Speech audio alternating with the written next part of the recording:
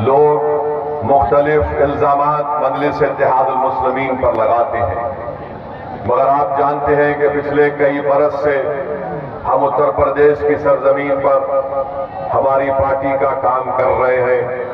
हम चुनाव लड़ते हैं, हारते भी हैं, कोई चुनाव जीतते भी हैं, मगर मैं आपको इस बात का यकीन दिलाने आया हूं, हम चुनाव के नतीजे देखकर हिम्मत हारने वालों का नाम मजलिस इत्तेहादुल मुस्लिमीन नहीं है। हमारे हौसले कल भी बुलंद थे, आज भी बुलंद रहेंगे इंशाअल्लाह ताला, मगर फैसला लोकतंत्र में, जमहूरियत में आपको करना है। अगर आज आप मुत्तहदा तौर पर अपने वोट का इस्तेमाल इस विधानसभा में करेंगे तो आपकी एक आवाज, आपका एक नुमाइंदा उत्तर प्रदेश की विधानसभा में जाएगा।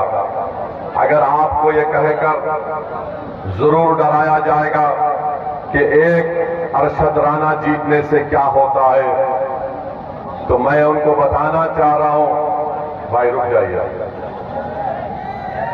मैं आपको बताना चाह रहा हूं कि आरएलडी के कितने सांसद लोकसभा में, दो ही तो है ना, दो है उनके, और एक विधानसभा की सीट बीजेपी की उनके लिए छोड़ देती है।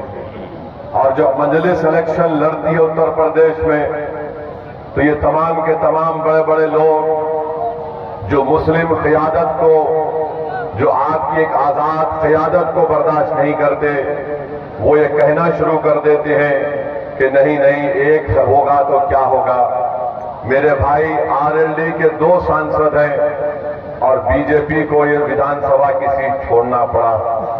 अगर उत्तर प्रदेश में मजलिस इत्तेहादुल मुस्लिमीन के 10 से 15 विधायक कामयाब हो जाते हैं, 2 से 3 सांसद अगर कामयाब हो जाते हैं, तो इसका फायदा किसको मिलेगा? इसका फायदा आप ही को मिलेगा, इंसाफ आपको मिलेगा, नाइंसाफी का खात्मा होगा, जुल्म का खात्मा होगा।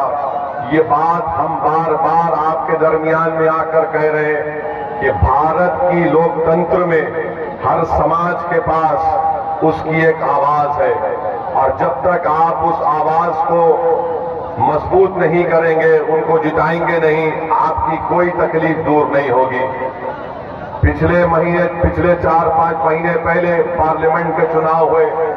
आज भारत की पार्लियामेंट में चाहे वह अपर कास्ट हो या बैकवर्ड क्लास हो, इनकी आबादी के लिहाज से उनके सांसद जीत कर आए हैं।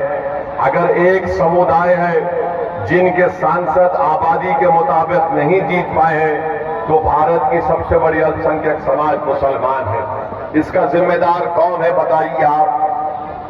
इसके जिम्मेदार किसी हद तक हम भी हैं, जो हम डर जाते हैं कि नहीं नहीं, अगर हम मजलिस को वोट देंगे तो बीजेपी जीत जाएगी।